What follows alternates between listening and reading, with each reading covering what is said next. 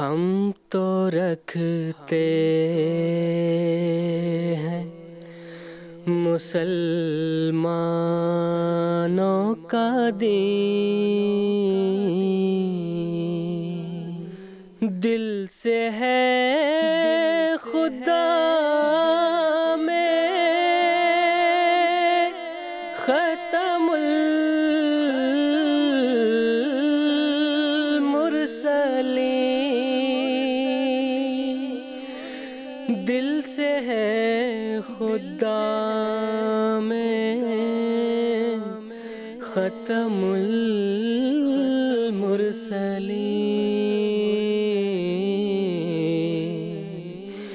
ختم المرسلین۔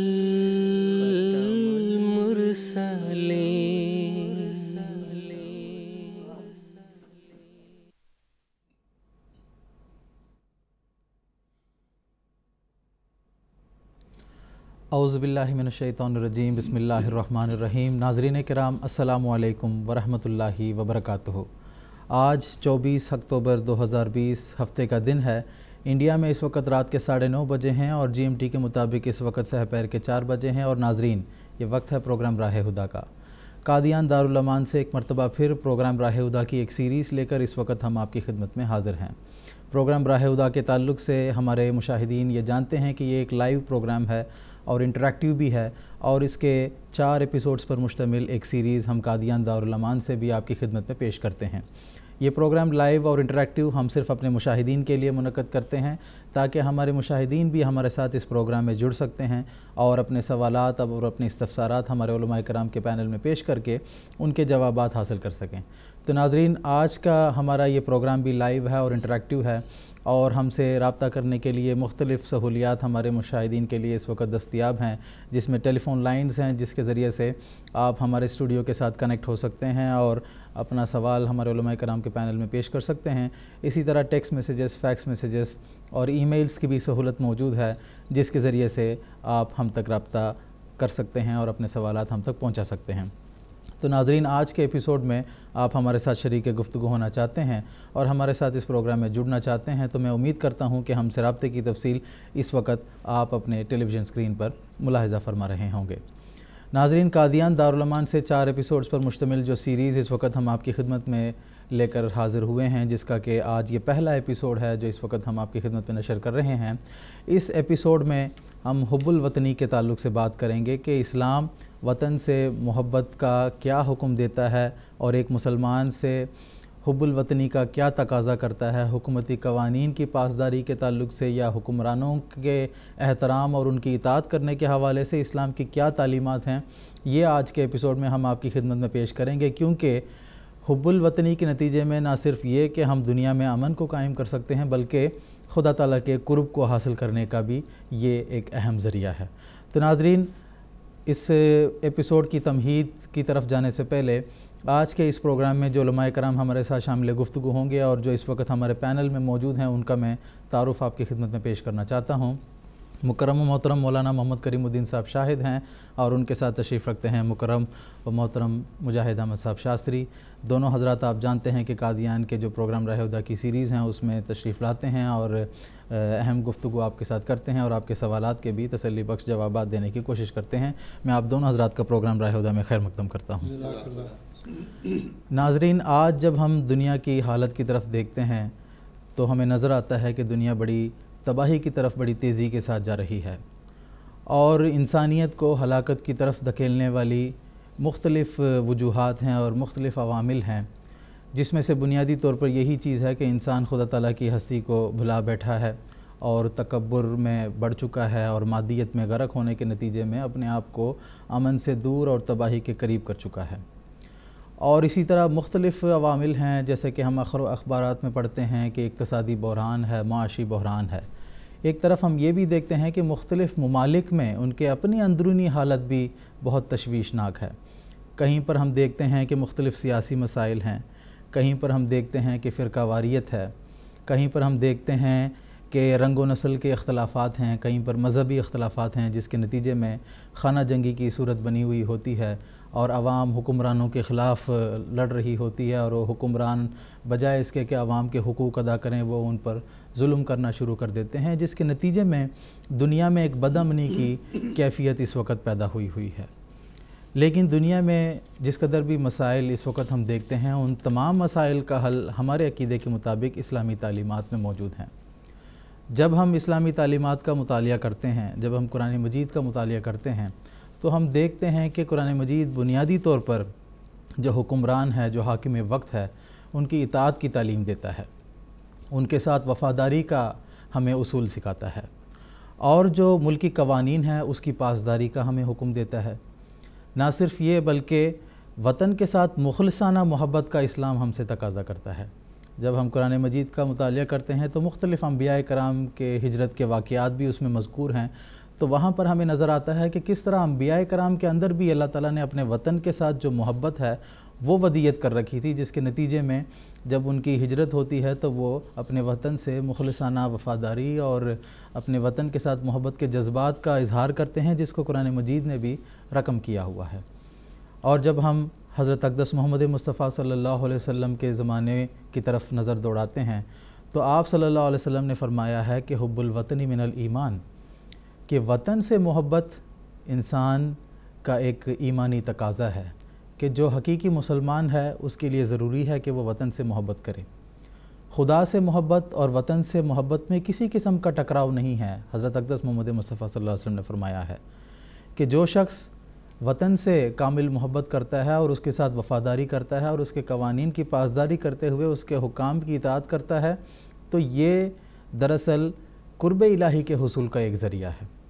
چنانچہ اسلامی تعلیمات کو جب ہم پڑھتے ہیں تو مختلف مواقع پر اسلام نے ہمیں یہ باتیں سکھائی ہیں کہ کس طرح ہم نے ایک وطن میں رہتے ہوئے اس وطن کے جو حقوق ہیں اس کو ادا کرنا ہے، اور کس طرح ہم نے جو ملکی قوانین ہیں اس کی پاسداری کرنی ہے، اور کس طرح مذہبی احکامات پر عمل کرتے ہوئے وطن کی محبت کے جو تقاضے ہیں اس کو ہم نے پورا کرنا ہے، اور کس طرح ایک بیلنس طریقے سے مذہب اور ملک ان دونوں کو لے کر ہم نے چلنا ہے، جس کے نتیجے میں ہم دنیا میں امن قائم کر سکتے ہیں۔ یہ ساری تعلیمات اسلام نے بہت ہی خوبصورت پیرائے میں ہمارے سامنے پیش کی ہیں۔ اگر خلاصتاً ہم اس بات کو اجمالی طور پر اس کا ذکر کرنا چاہیں گے کہ کس طرح ہم وطن کے ساتھ محبت کر سکتے ہیں اور کس طرح وطن کی ترقی میں اپنا حصہ ڈال سکتے ہیں، تو ہم یہ کہہ سکتے ہیں کہ اسلام حکمرانوں کے لیے عوام کے ساتھ انصاف کے تقاضوں کو پورا کرتے ہوئے ان کے حقوق ادا کرنے کی طرف توجہ دلاتا ہے، اور عوام کو اپنے حکمرانوں کی ہر حالت میں اطاعت کرنے کا حکم دیتا ہے۔ اور جب اس سنہرے اصول پر ہم عمل کرتے ہیں تو ہم اپنے اس ملک کو بھی امن کا گہوارہ بنا سکتے ہیں، اور دنیا میں بھی امن کے قیام کے حوالے سے ہم اپنی ذمہ داریوں کو خوش اسلوبی کے ساتھ ادا کر سکتے ہیں۔ اس مختصر سی تمہید کے بعد آج کے ایپیسوڈ کے سوالات کی طرف میں جاتا ہوں، اور ایک مرتبہ پھر اپنے مشاہدین کو یاد دلانا چاہوں گا کہ آج کے ایپیسوڈ میں ہم بات کر رہے ہیں حب الوطنی کے تعلق سے، کہ کس طرح حب الوطنی کے ذریعے سے ہم دنیا میں امن قائم کر سکتے ہیں، اور کس طرح حب الوطنی کے نتیجے میں ہم قرب الہی کو حاصل کر سکتے ہیں، اس کے بارے میں بات کر رہے ہیں۔ اس کے حوالے سے اگر آپ کے ذہن میں سوالات ہیں تو ہمارے ٹیلی فون لائنز آپ کے لیے ایکٹیویٹڈ ہیں، آپ ہمیں فون کر سکتے ہیں اور اپنے سوالات ہمارے علماء کرام کے پینل میں پیش کر کے ان کے جوابات حاصل کر سکتے ہیں۔ آج کے ایپیسوڈ میں گفتگو کا آغاز محترم مولانا محمد کریم الدین صاحب شاہد سے کرنا چاہتا ہوں۔ سب سے پہلے میں آپ سے پوچھنا چاہوں گا کہ وطن سے محبت کے تعلق سے اسلام میں کیا احکامات ہیں؟ قرآن مجید، سنت اور احادیث کا جب ہم اس کو پڑھتے ہیں تو اس میں ہمیں کیا کیا احکامات ملتے ہیں، اس کے بارے میں ہمارے ناظرین کو کچھ تفصیل بتائیں۔ جزاکم اللہ۔ بسم اللہ الرحمن الرحیم۔ ناظرین و سامعین کرام، اسلام ایک ایسا مذہب ہے جو بالکل فطرت کے عین مطابق تعلیم دیتا ہے، اور جیسا کہ اللہ تعالیٰ نے فرمایا فطرت اللہ التی فطر الناس علیہا،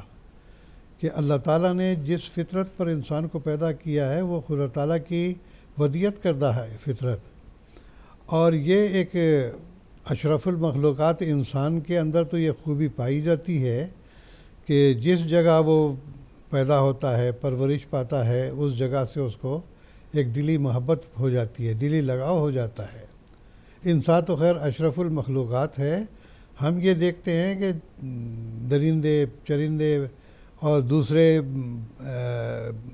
پرندوں میں سے بھی آپ دیکھیں گے کہ جہاں وہ گھونسلہ بناتے ہیں سارے دن میں وہ جہاں کہیں بھی غذا کی تلاش میں دانوں کی تلاش میں پھرتے ہیں، لیکن شام کے وقت پھر وہ آ کر اپنے ہی گھونسلے میں بیٹھ جاتے ہیں۔ تو اتنا ان کو احساس ہوتا ہے کہ ہمارا اپنا گھر ہے، ہم وہاں جائیں۔ اور کبھی کوئی کسی قسم کا بھی جانور ہو، وہ جس جگہ پر رہتا ہے اس کو اجاڑنا نہیں چاہتا، ہمیشہ اس کو صاف ستھرا رکھنا چاہتا ہے، اس کو زیادہ سے زیادہ آرام دہ بنانا چاہتا ہے کہ جس سے اس کی زندگی آسانی سے کٹ سکے، امن و امان سے کٹ سکے۔ تو یہ جانوروں میں بھی خوبی پائی جاتی ہے، اور انسان تو بہرحال اشرف المخلوقات ہے، جیسا کہ میں نے بیان کیا۔ تو اب جس گھر میں انسان پیدا ہوتا ہے وہاں پر اپنی ماں ہے، سب سے پہلے ماں سے اس کا تعلق ہوتا ہے، ماں سے بڑی محبت ہوتی ہے، پھر اس کے بعد دیگر رشتہ دار ہیں، والد ہیں، بہن بھائی ہیں، ان سب سے محبت کا سلوک بھی رکھتا ہے۔ اور اس کے علاوہ ارد گرد جو اڑوس پڑوس کے لوگ ہوتے ہیں، وہ پھر شہر کے لوگ ہیں، ان سے مل جل کر رہنا پسند کرتا ہے۔ اور یہ بھی انسان کا یہ خاصہ ہے کہ یہ فطرتی طور پر انسان جو ہے وہ معاشرہ پسند اس کی طبیعت ہے۔ تو بہرحال کہنے کا مقصد یہ ہے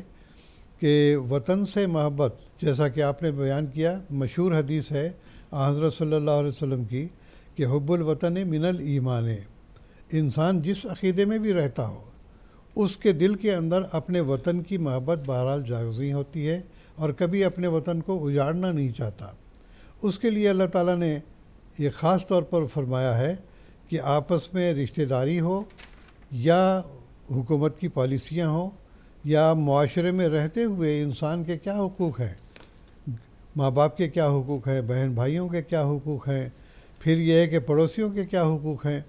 تو ان تمام باتوں کو مد نظر رکھتے ہوئے امن و امان تبھی ہم قائم کر سکتے ہیں جب کہ ہم ان تمام کے حقوق کو بحسن طریق ادا کر سکیں۔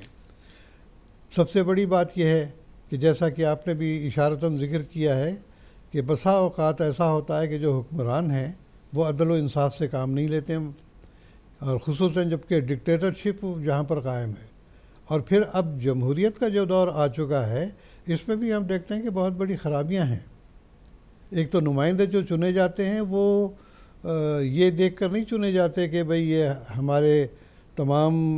سماج کو جو ہے صحیح طریقے سے اس کو ہینڈل کر کے اس کی فلاح و بہبود کا کام یہ کر سکتا ہے، اس کے اندر وہ قابلیت ہے کہ نہیں ہے، اثر و رسوخ اس کا ہے کہ نہیں، بلکہ یہ دیکھا جاتا ہے کہ کون زیادہ جو ہے وہ ہمارا سپورٹ کرے گا، یا یہ ہے کہ کون زیادہ ہمیں فائدہ پہنچا سکتا ہے۔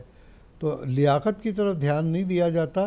بلکہ پیسے کی طرف اور اس کے جو اسٹیٹس ہے اس کی طرف زیادہ دھیان دیا جاتا ہے۔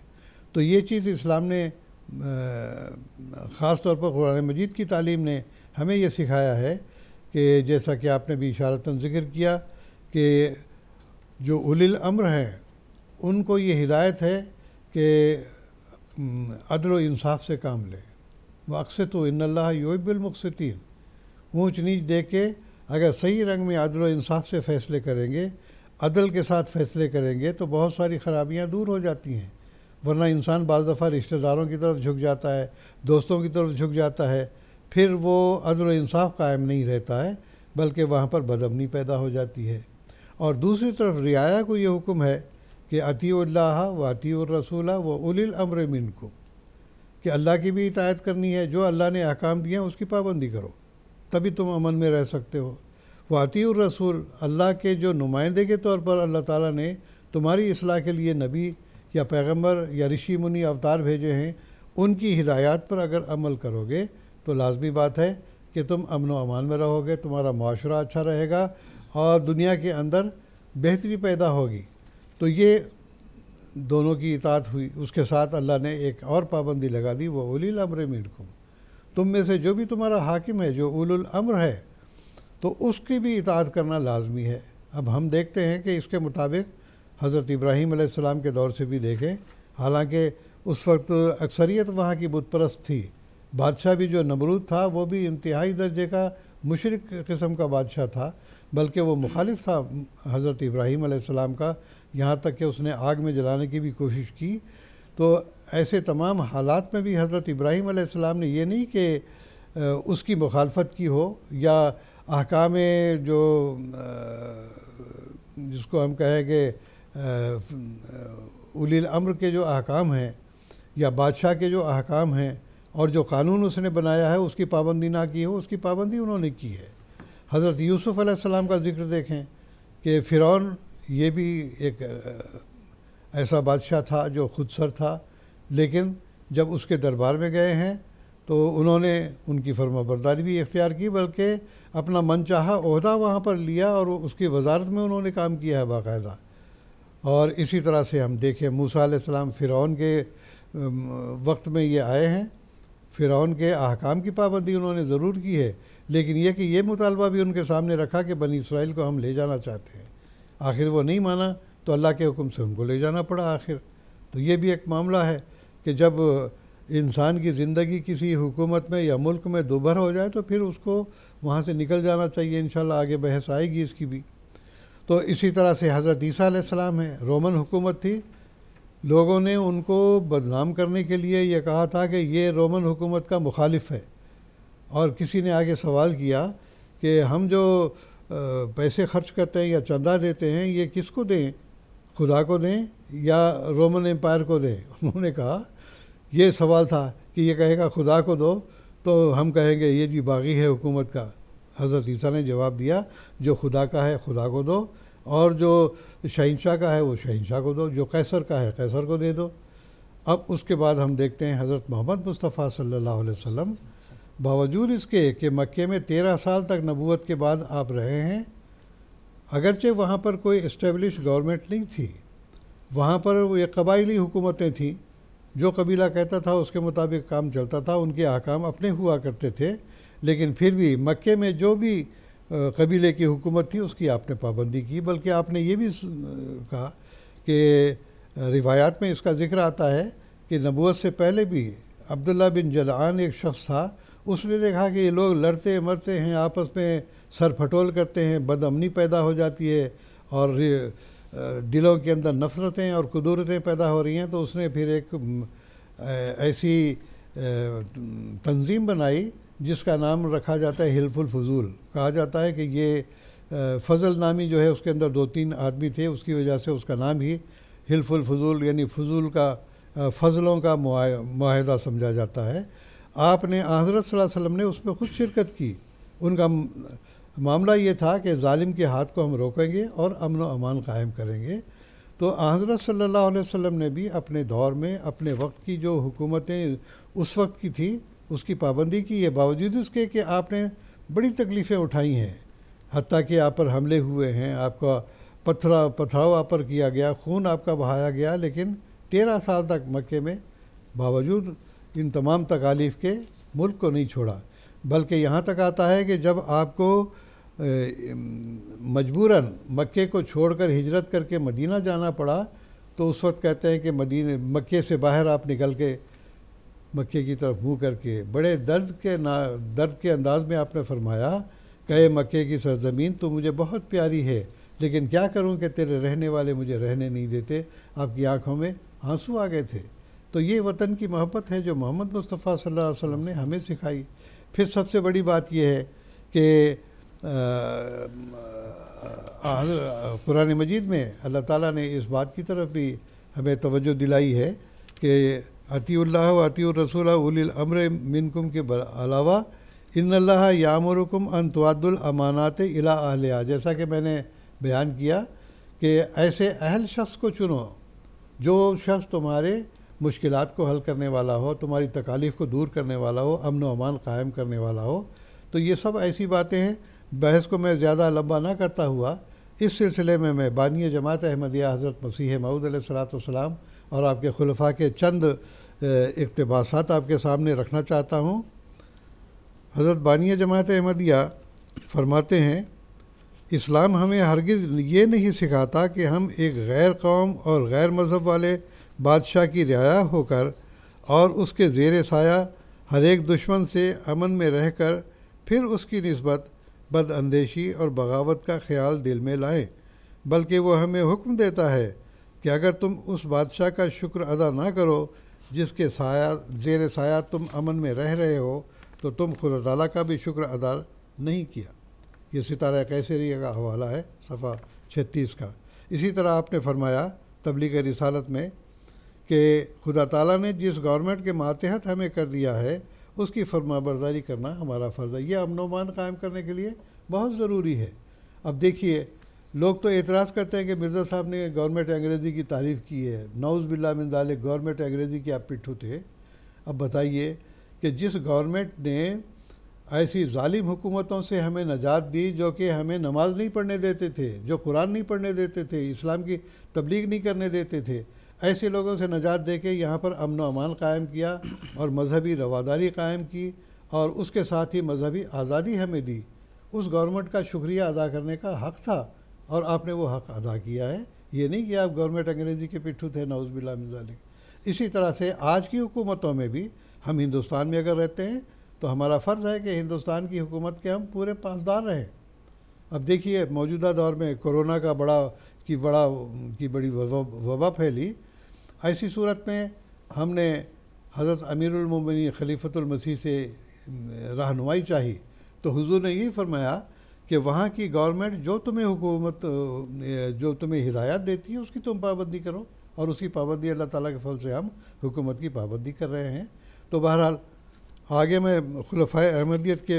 چند ایک اقتباس پیش کرتا ہوں۔ جماعت کے دوسرے خلیفہ حضرت مرزا بشیر الدین محمود احمد خلیفۃ المسیح ثانی فرماتے ہیں،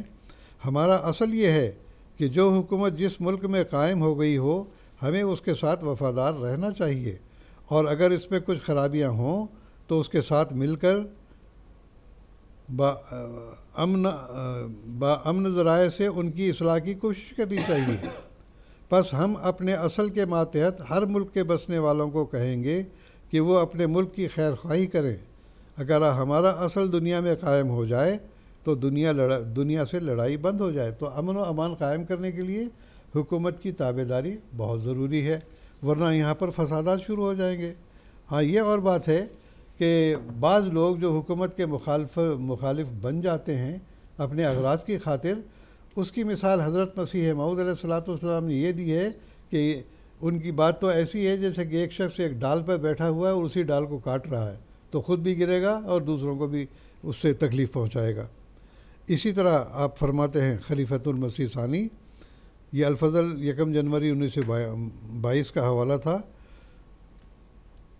حضور فرماتے ہیں، وفات حضرت مسیح موعود علیہ السلام سے لے کر آج تک ہمارا یہی اصول رہا ہے کہ جو احمدی جس حکومت کے ماتحت ہو اس کی فرما برداری کرے، خواہ وہ انگلستان کا احمدی ہو، خواہ امریکہ کا احمدی ہو، خواہ کسی ملک کا احمدی ہو۔ ہندوستان کے رہنے والے احمدی انڈین یونین کی حکومت کے پوری تابع داری کریں گے۔ اسی طرح سے ہمارے اصول کے ماتحت جو جرمنی میں ہماری جماعت قائم ہے، وہ جرمن حکومت کے جو بھی اصول اور قواعد ہیں اس کے پابند ہیں۔ جو یو کے میں رہنے والے ہیں وہ یو کے کی حکومت کے پابند ہیں۔ اسی طرح سے ہر ملک میں جہاں جہاں بھی جماعت احمدیہ قائم ہے،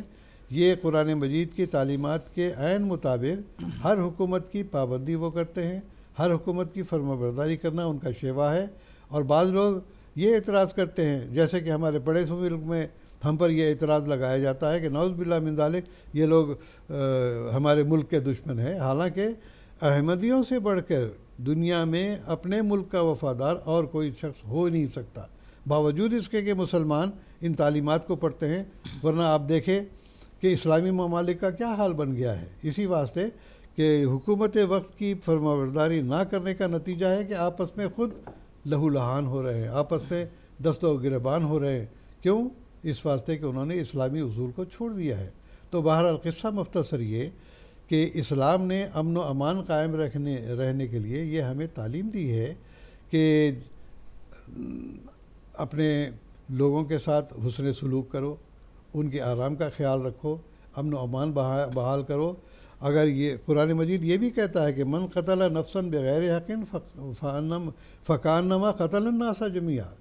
اگر ایک شخص کوئی ناحق کسی کو قتل کرتا ہے تو یوں سمجھو کہ ایک آدمی کو اس نے قتل نہیں کیا بلکہ پوری انسانیت کا قاتل ہے وہ. تو ایسی تعلیم اللہ تعالیٰ نے ہمیں سکھائی ہے. اور اس کے ساتھ ہی دیکھیے حضرت صلی اللہ علیہ وسلم نے فرمایا کہ پڑوسیوں کے حقوق بہت ادا کرنے چاہیے. کیوں؟ اس واسطے کہ جب تمہارا پڑوسی امن میں ہے اور تم اس کے ساتھ امن کے ساتھ رہتے ہو، وہ تمہارے ساتھ امن میں رہتا ہے، تبھی پورے معاشرے میں امن قائم ہوگا. چنانچہ آپ کی ایک حدیث ہے، اس میں آپ فرماتے ہیں کہ حضرت جبرائیل علیہ السلام نے مجھے پڑوسی کے بارے میں اتنی تاکید کی ہے کہ میں نے یہ سمجھا کہ کہیں ایسا نہ ہو کہ ایک پڑوسی دوسرے پڑوسی کے جو جائیداد ہے اس کے اندر جو ہے وراثت کا حق نہ مانگنا شروع کر دے. تو اتنی شدید تعلیم ہے. اور یہاں تک کہ حضرت صلی اللہ علیہ وسلم نے فرمایا کہ اگر تمہارا پڑوسی بھوکا ہے، وہ ایسی صورت میں تم کو اللہ تعالیٰ پوچھے گا کہ تمہارا پڑوسی بیمار تھا یا اس کا بھوکا تھا، تم نے اس کی تیمارداری نہیں کی، ان کی خیر خواہی نہیں کی، تو یہ اللہ تعالیٰ اس سے پوچھے گا. تو خیر خواہی کے اعتبار سے اسلام کی تعلیم ہے الدین و النصیحت ہو، کہ دین کا خلاصہ اور خیر خواہی ہی ہے، اس کے علاوہ اور کچھ نہیں ہے. تو ایک مسلمان جس نے حضرت صلی اللہ علیہ وسلم کو قبول کیا، جس نے قرآن مجید کی تعلیم کو اپنے اوپر وارد کر لیا، اس کا یہ حق بنتا ہے کہ پوری دنیا میں امن و امان قائم کرنے کی ہر طرح سے کوشش کرے. اور اگر کسی قسم کا کوئی رکھنا دیکھے تو مناسب رنگ میں ان کو جو حکماء ہیں ان کے سامنے پیش کر سکتا ہے. لیکن قرآن مجید اس سے بھی منع کرتا ہے کہ نافرمانی نہ کرے. کیوں؟ کہ اس کے نتیجے میں آپ دیکھیے کہ یہاں ہندوستان میں کیا ہے، باہر بھی دیکھیں گے، چھوٹی چھوٹی باتوں کو لے کے مطالبات کو منظور کروانے کے لیے ایجیٹیشن شروع ہو جاتے ہیں، اسٹرائک شروع ہو جاتی ہے. حضرت مسیح موعود علیہ السلام نے اسلامی تعلیمات کے مطابق ہی اس چیز کو بھی رد کیا کہ کوئی بھی احمدی کسی اسٹرائک میں، کسی ایجیٹیشن میں شامل نہیں ہوگا. ہاں اگر اپنے حقوق منوانے ہیں تو اصولی رنگ میں جو حقوق تمہیں حکومت نے دیے ہیں ان کو بروکار لاتے ہوئے ان کے سامنے اپنے مطالبات رکھو، امن کے ساتھ رکھو. لیکن یہ نہیں ہے کہ ہڑتال کر دی، کام بند کر دیے، تو نقصان کس کا ہے؟ عوام کا ہی نقصان ہوتا ہے اس سے. تو جماعت احمدیہ کو یہ بھی تعلیم دی گئی ہے کہ حکومت وقت کی وفاداری کا تقاضا یہ بھی ہے کہ ہم کسی اسٹرائک میں، ایجیٹیشنز میں اس میں حصہ نہ لیں، کیونکہ اس سے امن و امان بگڑ جاتا ہے، اقتصادی لحاظ سے نقصانات ہوتے ہیں، پھر مار توڑ ہوتی ہے. ابھی آپ دیکھیں گے کہ ہندوستان میں بھی بہت ساری جگہ پر ایجیٹیشنز ہوتے ہیں. ابھی حال میں آپ دیکھیں گے کہ ایک قانون جو زراعت کا ہے وہ مرکزی حکومت نے پاس کیا اور اس کے بالمقابل صوبائی حکومتیں جو ہیں ہڑتال کر رہی ہیں، ریل کی پٹڑیوں پر بیٹھے ہوئے ہیں، کئی دن ہو گئے ہیں، بلکہ 20-25 دن سے جو ہے گاڑیاں بند ہیں. کس کا نقصان ہے؟ یہ سارا ریلوے کا نقصان ہو رہا ہے. ہوائی جہازوں کا تو خیر بڑے لوگ جو ان کے پاس پیسہ ہے وہ سفر کر سکتے ہیں، عوام کا کیا قصور ہے اس میں؟ تو ریل گاڑیاں بند ہونے کے نتیجے میں عوام کو پریشانی الگ ہے، اور جو گورنمنٹ کی آمد ہوتی تھی ریل گاڑیوں سے وہ بھی بند ہو گئی. یہ نقصان کس کا ہے؟ ملک کا نقصان ہے. تو ان تمام باتوں کو ملحوظ رکھتے ہوئے اسلام ہمیں یہ تعلیم دیتا ہے کہ امن و امان کے ساتھ رہو، حکومت وقت کی پابندی کرو، اپنے اولی الامر کی اطاعت کرو، اور اس کے ساتھ ساتھ تمہارے اندر انسانی ہمدردی سب سے زیادہ ہونی چاہیے. اور کوئی ایسا کام تمہارے ہاتھ سے یا منہ سے یا فعل سے نہیں ہونا چاہیے کہ جس کے نتیجے میں کسی قسم کا کسی انسان کو نقصان پہنچے، یا حکومت کو نقصان پہنچے، یا ہمیں نقصان پہنچے، یا ہمارے پڑوسیوں کو نقصان پہنچے. تو یہ وہ اعلیٰ تعلیم ہے کہ جس کو اگر مد نظر رکھا جائے تو دنیا میں امن و امان قائم رہ سکتا ہے. اور سب سے بڑی بات اس میں، جیسا کہ ہمارے پیارے امام بھی ہر ملک میں جا کے امن و امان کی تعلیم دیتے ہوئے فرماتے ہیں کہ عدل اور احسان کو قائم کرنا ہے، اور پھر یہ کہ گواہی کو چھپانا نہیں ہے. جو سچی بات ہے وہ بیان کرو، ورنہ جھوٹے گواہ پیش کر کے مقدمہ اگر جیت بھی لیا تو اس کا کیا اثر ہوتا ہے؟ پھر آپس میں دشمنیاں شروع ہو جاتی ہیں. تو اللہ تعالیٰ نے فرمایا کہ عدل و انصاف کو قائم کرنا ہے اور سچی گواہی کو قائم کرنا ہے، چاہے تمہارے اپنے خلاف، اپنے والدین کے خلاف بھی گواہی دینی پڑے تب بھی گواہی دو. تو یہ تمام ایسے اصول ہیں جن کو مد نظر رکھے ملک کی فلاح و بہبود کا کام بحسن طریق ہو سکتا ہے، اور ان کو نظر انداز کرنے کے نتیجے میں دنیا کے اندر امن برباد ہوتا ہے، بے چینی پیدا ہوتی ہے، اور اس کے ساتھ ساتھ جان و مال کا نقصان بھی ہوتا ہے۔ بالکل جی، جزاکم اللہ تعالیٰ حسن جزا۔ کچھ ٹیلی فون کالرز اس وقت ہمارے پاس ہولڈ پر موجود ہیں، میں سیدھا ان کی طرف ہی جانا چاہوں گا۔ سب سے پہلے ہم بات کریں گے منصور احمد نوجوان سے، جو کہ انڈیا سے اس وقت ہمارے ساتھ ٹیلی فون لائن پر موجود ہیں۔ السلام علیکم ورحمۃ اللہ منصور صاحب۔ سب سے پہلے انور عید اللہ تعالیٰ کی خدمت میں اور سارے عالم اسلام کی خدمت میں السلام علیکم کا صدقہ قبول ہو۔ وعلیکم السلام و برکاتہ۔ سوال یہ ہے کہ آج کل دنیا کے ہر کونے میں یہ احتجاجی نظارے عام ہو چکے ہیں۔ حضرت صلی اللہ علیہ وسلم نے اپنی نبوت کی 13 سالہ مکی زندگی، جو نہایت تکالیف کا دور تھا، بڑے صبر سے اپنے صحابہ کے ساتھ گزارے۔ آپ صلی اللہ علیہ وسلم نے ملکی قوانین کی کبھی خلاف ورزی نہیں کی۔ آپ صلی اللہ علیہ وسلم کو باذن الہی ہجرت کرنی پڑی، اس پر ذرا روشنی ڈالیں۔ جی جزاکم اللہ منصور صاحب، ہجرت کے تعلق سے جو آپ کا سوال ہے وہ ہمارے پروگرام کا بھی حصہ ہے۔ انشاءاللہ تعالیٰ پروگرام کے حصے میں جب اس سوال کی باری آئے گی تو اس موقع پر آپ کو اس کا تفصیلی جواب جو ہے وہ دے دیا جائے گا۔ ایک اور ٹیلی فون کالر اس وقت ہمارے ساتھ ہیں، ماسٹر شوکت علی صاحب پاکستان سے اس وقت ہمارے ساتھ ٹیلی فون لائن پر جڑے ہیں۔ ان کا سوال سنتے ہیں۔ السلام علیکم ورحمۃ اللہ ماسٹر شوکت علی صاحب۔ وعلیکم السلام ورحمۃ اللہ وبرکاتہ۔ سر میرا سوال ہے کہ غیر جماعت اس پہ اعتراض کرتے ہیں کہ حضرت مسیح موعود علیہ السلام نے حضرت مسیح علیہ السلام کی جو قبر کی جگہ ہے وہ مختلف جگہ پر مختلف بیان فرمائی ہے۔ وہ یہ اعتراض کرتے ہیں کہ آپ مرزا صاحب کو نبی مانتے ہیں، تو کس طرح ہو سکتا ہے کہ نبی کی بات میں تضاد ہو؟ ٹھیک ہے جناب، جزاکم اللہ، شکریہ، آپ کا سوال ہمیں مل گیا ہے۔ محترم مولانا محمد کریم الدین صاحب شاہد سے میں درخواست کروں گا۔ شوکت علی صاحب، بات یہ ہے کہ جب تک تحقیق مکمل نہیں ہوئی تھی تب تک جہاں جہاں نشاندہی کی گئی مسیح موعود علیہ السلام نے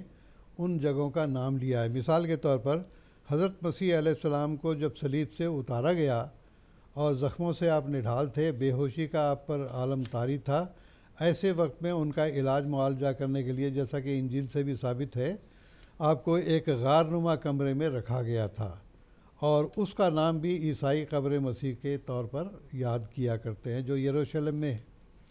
تو اس لحاظ سے قبر مسیح کا وہاں پر تذکرہ آتا ہے۔ پھر ایک اور مقام پر آپ نے فرمایا کہ وہاں پر بھی مسیح علیہ السلام کی قبر ہونے کا ثبوت بعض لوگوں نے پیش کیا تھا، تو اس کو مد نظر رکھتے ہوئے آپ نے ایک جگہ فرمایا کہ چنانچہ لوگوں کا یہ اعتقاد ہے کہ وہاں پر مسیح علیہ السلام کی قبر ہے، اور آخرکار آپ کی تحقیق آ کے مسیح ہندوستان میں جو آپ نے کتاب لکھی ہے اس میں آپ نے فرمایا کہ آپ کی اصل قبر جو ہے وہ محلہ خانیار میں موجود ہے، اس واسطے کہ قرآن مجید سے یہ ثابت ہوتا ہے کہ عیسیٰ علیہ السلام کو اللہ تعالیٰ نے فرمایا تھا کہ آپ اور آپ کی والدہ کو وَآوَيْنَاهُمَا إِلَىٰ رَبْوَةٍ ذَاتِ قرار و معین، کہ ایسی اونچی جگہ پر اللہ تعالیٰ نے ان کو پناہ دی جو چشموں والی تھی اور اونچی جگہ پر تھی۔ تو اس سے جو ہے ایک قرینہ یہ بھی ملا کہ پٹھان افغانستان کے جو لوگ ہیں اور کشمیر کے جو قبائل ہیں، یہ ان 10 قبائل سے تعلق رکھتے ہیں جن کو نبوکد نظر بادشاہ نے جلا وطن وہاں سے کر دیا تھا۔ یہ لوگ سفر کرتے کرتے کچھ آباد ہو گئے افغانستان میں اور کچھ آباد ہو گئے کشمیر میں آ کے، چنانچہ ان کا رہن سہن، ان کا کھانا پینا، ان کے بول چال وغیرہ سب کچھ جو ہے آپ دیکھیں گے کہ یہ بہت حد تک جو ہے وہ بنی اسرائیل کے ان 10 قبائل کے حالات سے ملتے جلتے ہیں۔ چنانچہ اسی ضمن میں حضرت عیسیٰ علیہ السلام کے لیے بھی یہ حکم تھا کہ لوگوں نے سوال کیا کہ آپ جو ہے وہ کیا بنی اسرائیل کے، اللہ تعالیٰ نے قرآن مجید میں فرمایا رسولاً الی بنی اسرائیل، تو انہوں نے کہا کہ میری اور بھی بھیڑیں ہیں جن کا لانا میرے لیے ضروری ہے، اور ان کا اشارہ اسی طرف تھا کہ جو 10 قبائل نبوکد نظر بادشاہ نے یہاں سے جلاوطن کر دیے تھے ان کی طرف بھی مجھے بھیجا گیا، کیونکہ وہ بھی بنی اسرائیل کے قبائل تھے، اور شواہد یہ بتاتے ہیں کہ بنی اسرائیل کی تمام علامات ان قوموں کے اندر پائی جاتی ہیں، لہٰذا مسیح علیہ السلام یہاں پر بھی آئیں۔ اور اس کے علاوہ بعض بدھ ازم کی کتابوں میں اور دوسری کتابوں میں بھی اس بات کا تذکرہ ملتا ہے کہ ان کا عیسیٰ علیہ السلام کا یہاں پر آنا ثابت ہوتا ہے۔ جزاکم اللہ تعالیٰ احسن جزا۔ اب ہم پروگرام کے دوسرے سوال کی طرف جاتے ہیں، اور محترم مجاہد احمد صاحب شاستری سے میرا یہ سوال ہے کہ جس طرح کہ مول صاحب نے بھی ابھی تفصیل کے ساتھ بتایا ہے کہ اسلام کی کیا تعلیمات ہیں، تو میں آپ سے یہ پوچھنا چاہوں گا کہ حکومتی قوانین کی پابندی اور اس کی پاسداری کے حوالے سے اسلام کی کیا تعلیمات ہیں، یہ آپ ہمارے ناظرین کو بتائیں۔ جزاکم اللہ احسن الجزا۔ ناظرین کرام، ہم سب جانتے ہیں کہ قرآن مجید ایک مکمل ضابطہ حیات ہے جس نے انسان کی قومی اور انفرادی ضرورتوں کو پورا کرنے کے لیے قیامت تک کے لیے تعلیمات پیش کی ہیں۔ آج کے اس سوال کے حوالے سے دو باتیں بہت اہم ہیں۔ پہلی یہ کہ اسلامی نقطہ نظر سے حکومت کے کیا فرائض ہیں، دوسری یہ کہ عوام کو حکومت کی پابندی کس رنگ میں کرنی چاہیے اور اس کے قوانین کو کس طرح پورا کرنا چاہیے۔ چنانچہ ابھی تفصیل کے ساتھ محترم مولانا صاحب نے یہ بتا دیا، اسلام کے نزدیک حکومت جو ایک امانت ہے، جن کے سپرد یہ امانت کی جاتی ہے، ان کا اول فرض یہ ہے کہ وہ اس امانت کا حق ادا کر دیں۔ چنانچہ جہاں قرآن مجید نے حکومت کا ذکر کیا، اس کے ساتھ ہی یہ بتا دیا کہ حاکموں کا اولین فرض یہ ہے کہ وہ عدل اور انصاف کے ساتھ کام کرے۔ چنانچہ سورہ النساء آیت 59 میں اللہ تعالیٰ نے تفصیل کے ساتھ بتا دیا، ان اللہ یامرکم ان تؤدوا الامانات الی اہلھا واذا حکمتم بین الناس ان تحکموا بالعدل، کہ یعنی لوگوں کو یہ بتایا کہ جب تم کسی کو منتخب کرو حاکم کے طور پر تو یہ دیکھو کہ وہ امین ہے کہ نہیں، وہ امانت کے ساتھ اس کی کیا کوالٹی ہے، نہ کہ اثر و رسوخ کے ساتھ معاشرے میں اس کے کیا اثرات ہے، یا اپنے فوائد کو مد نظر رکھو۔ دوسری بات اگلی ہی آیت میں جو آج کا سوال ہے کہ حکومتی قوانین کی پاسداری کے حوالے سے بتا دیا کہ وہ لوگ جو کہ مسلمان ہیں ان کو بتا یا ایھا الذین آمنوا اطیعوا اللہ و اطیعوا الرسول و اولی الامر منکم۔ اس کی ابھی تفصیل کے ساتھ محترم مولانا صاحب نے بتائی کہ اللہ کی اطاعت اور رسول کی اطاعت کے ساتھ اولی الامر منکم کی اطاعت بھی بہت ضروری ہے، اور یہ امام الزمان سیدنا حضرت اقدس مسیح موعود علیہ السلام کا ہی ایک اعجاز ہے کہ آپ نے اس کی جس رنگ میں تفسیر ہمارے سامنے بیان کی، دیگر مسلمان اس کو نہیں بیان کر سکے۔ مسلمانوں میں سے ایک طبقہ ایسا ہے جو یہ خیال کرتا ہے کہ اولو الامر سے مراد اگر مسلمان حاکم ہو تو اس کی اطاعت کی جائے، اگر غیر مسلم حاکم ہو تو وہ کہتے ہیں اس کی اطاعت نہیں کرنی۔ حالانکہ یہ عقیدہ ہی اپنی ذات میں غلط ہو جاتا ہے۔ اب کے جو دنیا کے حالات ہیں، بہت سارے مسلم ممالک سے لوگ مسلمان یورپ اور امریکہ میں ہجرت کر رہے ہیں، تو اگر وہ اس عقیدے کو مان لیں اور ان کی اس بات کو مانیں تو کیا وہ ان ممالک میں جانے کے بعد وہاں کے حکومت کے قوانین کی پابندی نہیں کریں گے؟ بلکہ وہ جا کے تو وہاں زیادہ پابند ہو جاتے ہیں۔ راستوں کے جو حقوق ہیں، سگنل توڑنے کے بارے میں دیگر حقوق ہے، یا جو کچھ بھی وہاں کے قوانین ہیں، اس کی پابندی ضروری ہوتی ہے۔ بس یہ بنیاد جو بنائی جاتی ہے اور یہ کہا جاتا ہے کہ اولی الامر منکم سے مراد صرف مسلمان حاکم ہے، غیر مسلم حاکم کی جو اطاعت ہے وہ نہیں ہے، یہ غلط ہے۔ امام الزمان سیدنا حضرت مسیح موعود علیہ السلام کا، جیسے میں نے عرض کیا، نے اس کی بڑی وضاحت کے ساتھ تفسیر بیان کی ہے۔ چنانچہ حضور کے ہی الفاظ میں بیان فرماتا ہوں، حضور ایک مقام پہ بیان فرماتے ہیں، قرآن میں حکم ہے اطیعوا اللہ و اطیعوا الرسول و اولی الامر منکم۔ اب اولی الامر کی اطاعت کا صاف حکم ہے، اور اگر کوئی کہے کہ گورنمنٹ منکم میں داخل نہیں، اس وقت چونکہ گورنمنٹ انگریزی تھی، اس حوالے سے بھی ہے کہ غیر گورنمنٹ، تو یہ اس کی صریح غلطی ہے۔ گورنمنٹ جو بات شریعت کے موافق کرتی ہے وہ منکم میں داخل ہے، جو ہماری مخالفت نہیں کرتا وہ ہم میں داخل ہے۔ اسی طرح فرمایا پھر اشارت النص کے طور پر قرآن سے ثابت ہوتا ہے کہ گورنمنٹ کی اطاعت کرنی چاہیے، یعنی صاف طور پر ظاہر ہے، قرآن کریم سے بڑا واضح ہے کہ اشارہ اس آیت میں ہے کہ گورنمنٹ کی اطاعت کرنی چاہیے۔ بس یہ وہ بنیادی بات ہے جو قرآن مجید نے ایک مسلمان کے سامنے رکھی ہے اور اس کو بتایا ہے کہ اس کو اپنے اطاعت کے معیار کو اتنا بلند کرنا ہے اور اتنا اونچا کرنا ہے کہ وہ ہر حال میں اپنی حکومت کے قوانین کی پابندی کرنے والا ہو۔ اور حضرت صلی اللہ علیہ وسلم کا اسوہ حسنہ ہمارے سامنے ہے کہ آپ 13 سال مکہ میں رہے، باوجود اس کے کہ مخالف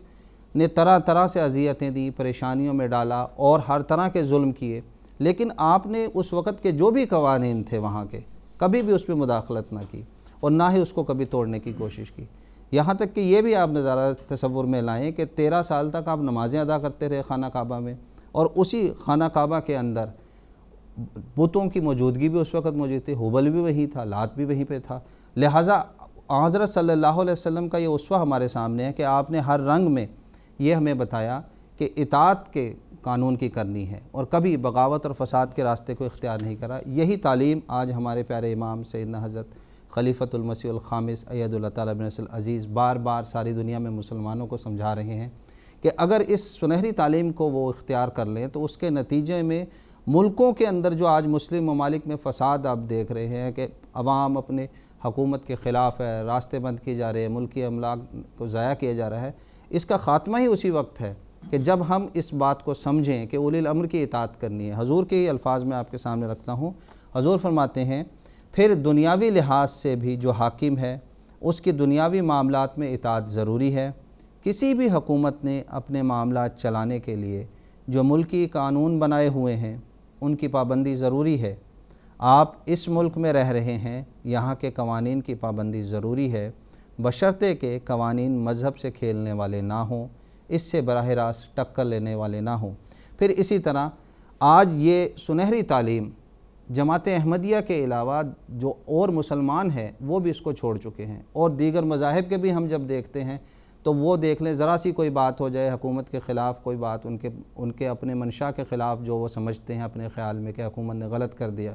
تو راستے بند کرنا، جائیدادیں لوٹ لینا اور فساد پھیلانا ایک عام بات ہو گیا۔ امام الزمان سیدنا حضرت اقدس مسیح موعود علیہ الصلوۃ والسلام نے ایک احمدی کے لیے جو شرائط بیعت مقرر فرمائی، اس میں ایک اہم آپ نے شرط یہ رکھی کہ جھوٹ، زنا اور بد نظری اور ہر ایک فسق و فجور،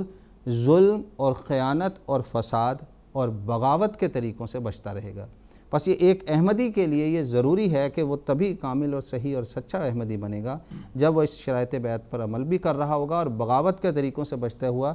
قوانین کی مکمل پابندی کر رہا ہوگا۔ حضرت مسلم موعود رضی اللہ تعالیٰ عنہ نے ایک شعر میں اس کو اس رنگ میں بیان کیا، امن کے ساتھ رہو، فتنوں میں حصہ مت لو، باعث فکر پریشانی حکام نہ ہو۔ اللہ تعالیٰ تمام مسلمانوں کو اس کی توفیق دے کہ وہ جس ملک میں بھی رہ رہے ہیں اسلامی تعلیم کے مطابق اس ملک کے قوانین کی پابندی کرنے والے ہوں۔ جی، جزاکم اللہ تعالیٰ حسن جزا۔ پروگرام کے اگلے سوال کی طرف جاتے ہیں، اور محترم مولانا محمد کریم الدین صاحب شاہد سے میرا یہ سوال ہے کہ جس طرح کہ آپ نے بھی پہلے سوال کے جواب میں بتایا کہ اسلام وطن سے محبت کے حوالے سے مختلف تعلیم دیتا ہے، اور ایک سچے مسلمان سے یہ تقاضا بھی کرتا ہے کہ وہ اپنے وطن کے ساتھ مخلصانہ محبت رکھے، لیکن بعض دفعہ سرکمسٹانسز ایسے پیدا ہو جاتے ہیں جس کے نتیجے میں بعض شرائط کے ساتھ اسلام ہجرت کی بھی اجازت جو ہے وہ دیتا ہے، اور انبیاء کرام کی بھی مثالیں موجود ہیں کہ وہ بھی اپنے وطن چھوڑ کر دوسرے وطن کی طرف ہجرت کر کے گئے ہیں۔ تو وہ کیا شرائط ہیں جس کے تحت اسلام ہجرت کی اجازت دیتا ہے؟ وقت کیونکہ آج مختصر بتایا جا رہا ہے جی، تو میں مختصراً چند باتیں عرض کروں گا۔ سب سے پہلی بات تو یہ ہے کہ جیسا کہ ابھی ذکر ہوتا رہا ہے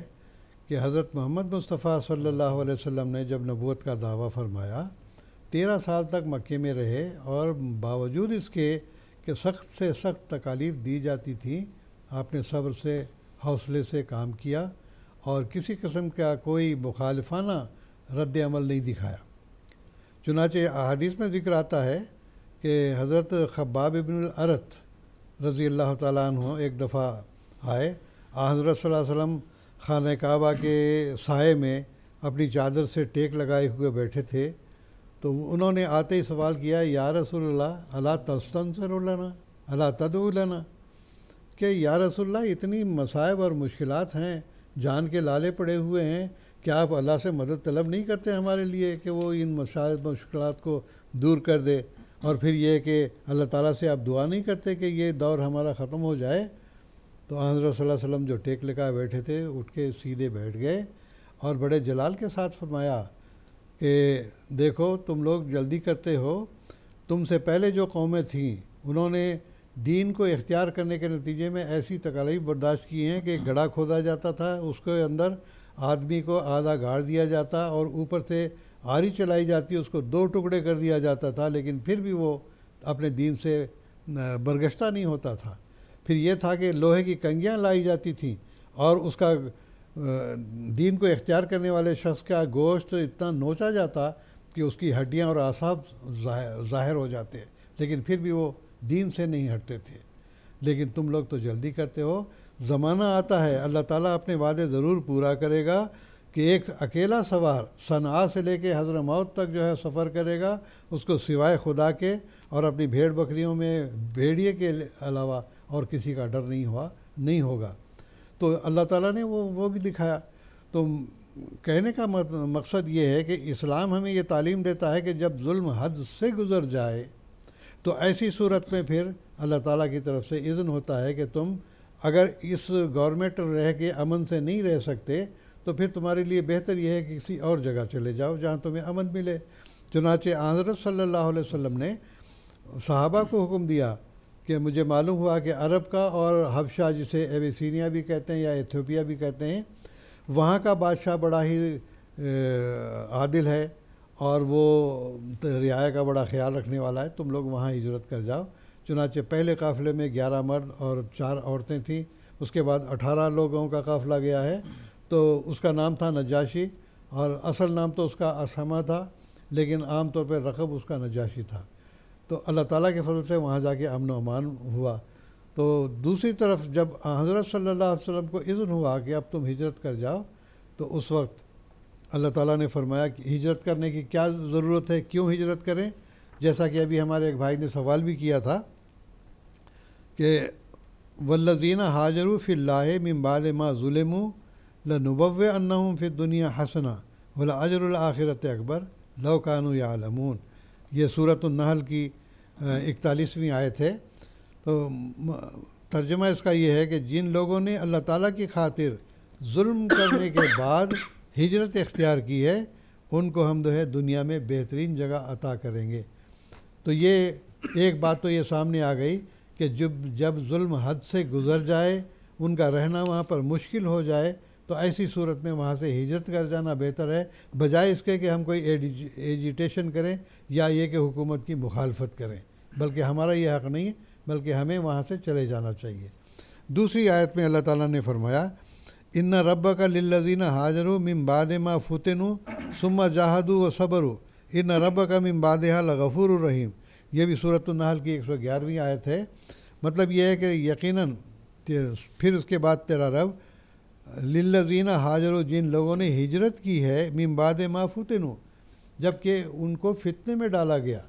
تو کیا دوسری وجہ یہ ہوئی کہ فتنہ و فساد میں ان کو ڈالا گیا، مارا کوٹا گیا، بد امنی میں ان کو مبتلا کیا گیا، تو گویا کہ ظلم اور زیادتی اور ہر طرح کے تکالیف جو دی جاتی ہیں، اس کے نتیجے میں پھر اگر تمہارا جینا وہاں پر مشکل ہو تو وہاں سے تمہیں ہجرت کر جانا چاہیے۔ لیکن پھر بھی یہ حکم نہیں دیا کہ تم اس کے خلاف ڈٹ جاؤ، بلکہ ہمیشہ معاہدوں کی پاسداری کی ہے اور جو قبائل کے قانون ہوتے تھے ان کی پاسداری کی ہے۔ تو یہ وجوہات ہوتی ہیں کہ جب ظلم حد سے گزر جائے تو ایسی صورت میں جب تمہارا جینا ناممکن ہو جائے تو ایسی صورت میں تمہیں ہجرت کر کے کسی اور جگہ جانا چاہیے جہاں تمہیں امن و امان نصیب ہو۔ اور اللہ تعالیٰ نے ایک اور جگہ اس کا سورۃ النساء میں بھی اس کا ذکر کیا ہے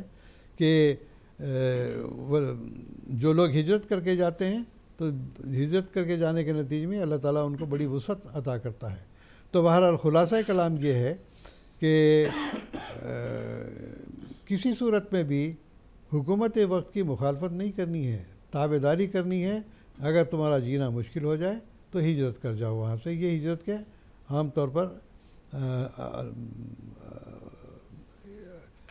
ہجرت کرنے کے جو آثار ہیں یا یہ کہ ہجرت کرنے کی جو ضرورت ہے وہ یہی ہے کہ ظلم ہو، زیادتی ہو، فتنہ و فساد مچایا جا رہا ہو، جیسا کہ ہمارے پڑوسی ملک میں ایسا ہوا، اور پھر وہاں سے بہت سارے احمدیوں نے، کوئی جرمنی چلے گیا، کوئی انگلینڈ چلا گیا، کوئی کہیں اور چلا گیا۔ تو بہرحال یہ تعلیم ہماری قرآن مجید کے ذریعے سے ہے کہ پھر بھی حکومت وقت کی تم نے فرمانبرداری کرنی ہے، نہیں کر سکتے، تمہارے لیے عبادت کرنا مشکل ہو گیا ہے، تمہارے لیے اپنے عقائد کو بیان کرنا مشکل ہو گیا، تبلیغ کرنا مشکل ہو گیا ہے، ایسی صورت میں پھر اس حکومت کی تم نے مخالفت نہیں کرنی بلکہ وہاں سے ہجرت کر جاؤ۔ اللہ تعالیٰ حسن جزا۔ اب چوتھے سوال کی طرف آتا ہوں میں محترم مجاہد ہم صاحب شاستری سے یہ پوچھنا چاہوں گا، جیسے کہ ہم بات کر رہے ہیں کہ حکمران کی اطاعت بھی ضروری ہے اور جو ملک کی قوانین ہے اس کی پاسداری بھی ضروری ہے، تو ایسی صورت میں اگر کسی کا کوئی انفرادی حقوق کا مطالبہ ہو یا اجتماعی طور پر کسی قوم کا یا کسی اور فرقے کے حقوق کا مطالبہ ہو تو وہ اسلامی تعلیمات کی روشنی میں کس رنگ میں حکومت وقت کے سامنے پیش کر سکتے ہیں؟ اس کے بارے میں ہمارے ناظرین کو کچھ تفصیل بتائیں۔ جزاک اللہ۔ آج چونکہ وقت بہت مختصر ہے اس لیے بالکل اختصار کے ساتھ اپنی بات کو سامنے رکھوں گا۔ سب سے پہلی بات تو اسلام نے یہ کہا ہے کہ انسان کا جو حقوق مانگنے کا جو مطالبہ ہے اس کو تسلیم کیا ہے کہ کوئی بھی انسان اپنا حقوق جو ہے وہ مانگ سکتا ہے حکومت سے۔ ہاں، جو اس وقت مروجہ حقوق مانگنے کے طریقہ کار ہے، یعنی معروف طریقے میں اگر ہم اس کو کہا جائے کہ تشدد کا سہارا لیا جاتا ہے،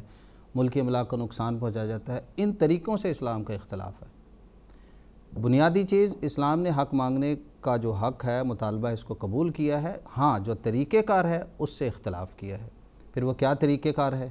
جو اسلام نے پیش کیا ہے؟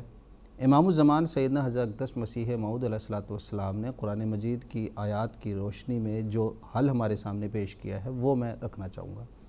حضرت مسیح موعود علیہ السلام نے سورہ النحل آیت 91 کی جو تفسیر بیان فرمائی ہے اسلامی اصول کی فلسفی میں، اس کے اندر اللہ تعالیٰ کا جو یہ کلام ہے کہ ان اللہ یامر بالعدل والاحسان وایتاء ذی القربى وینہی عن الفحشاء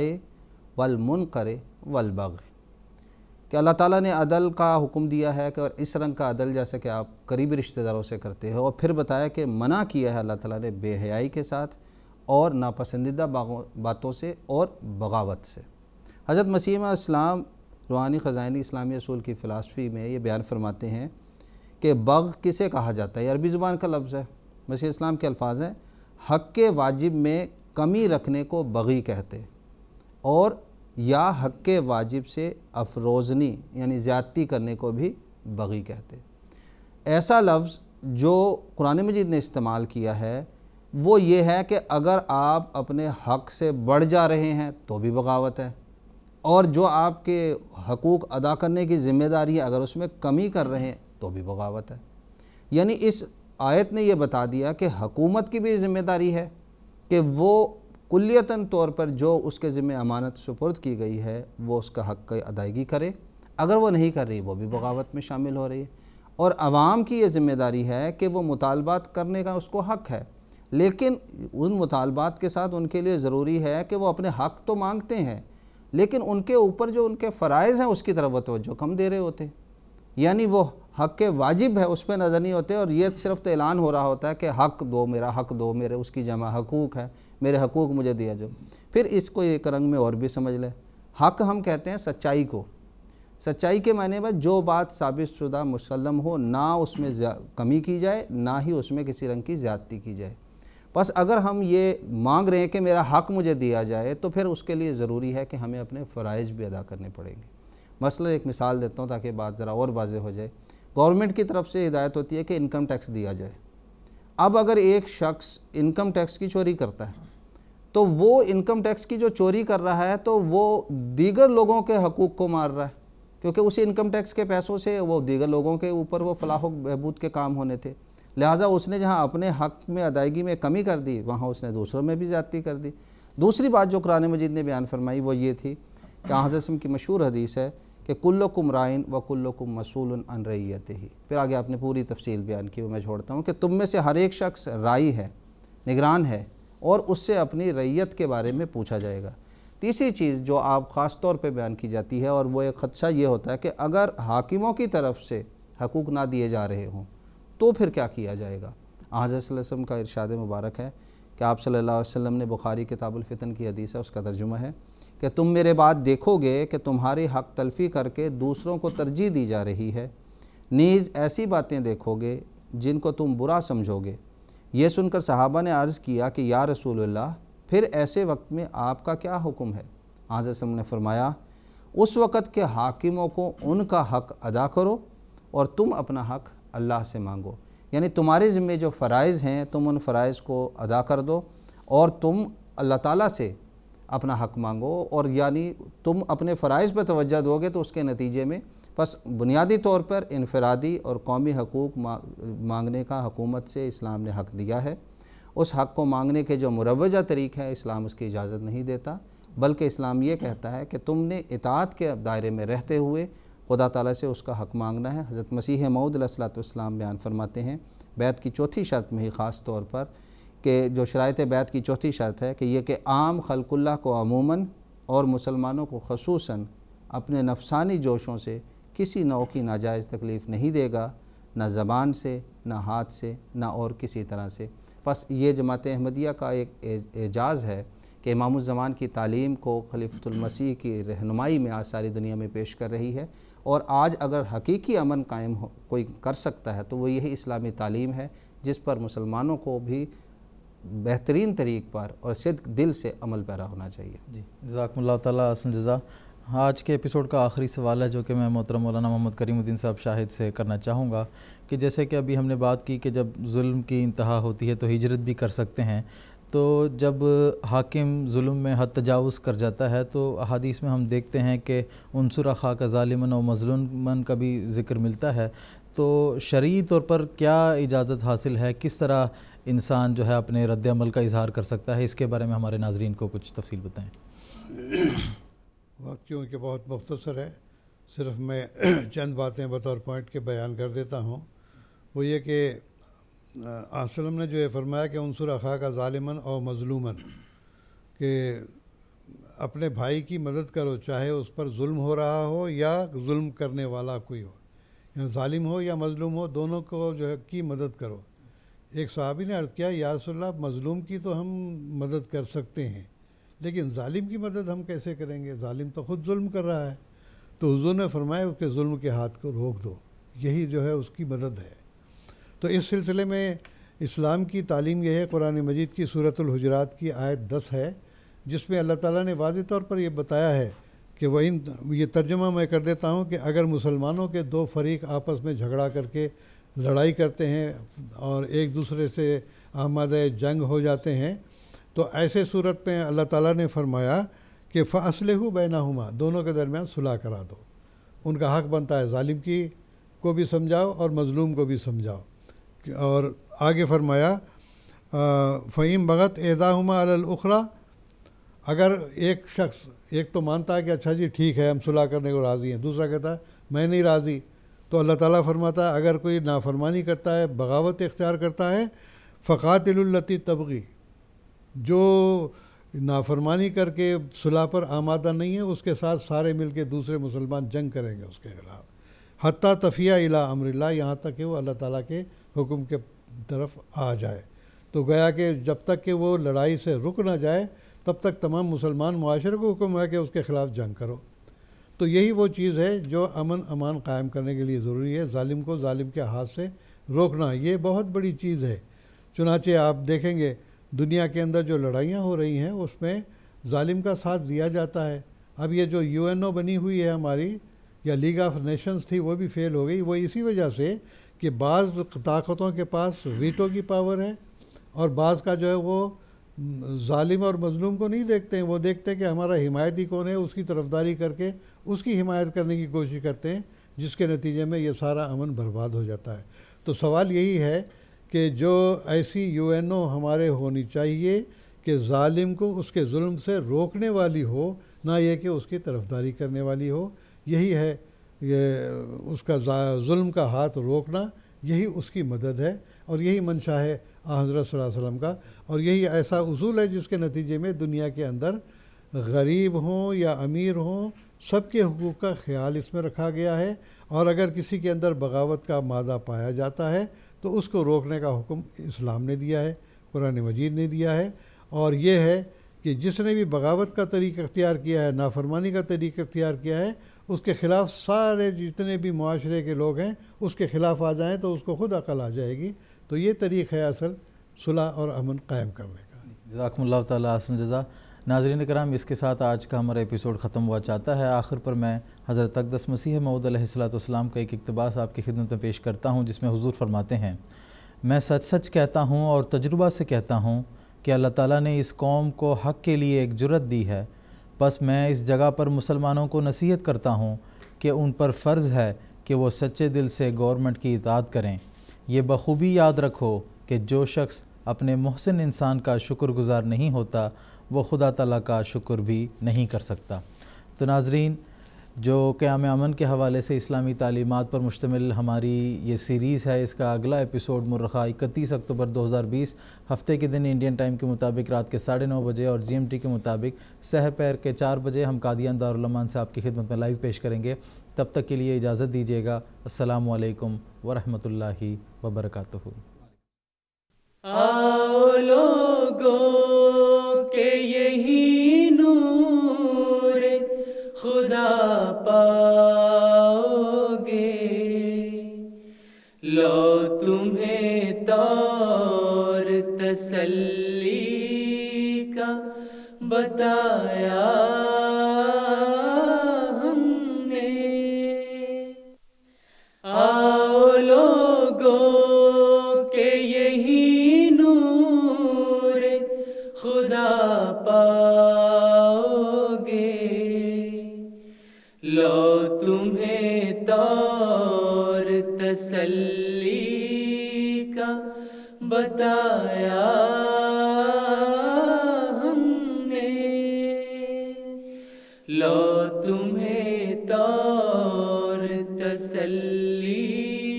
کا بتایا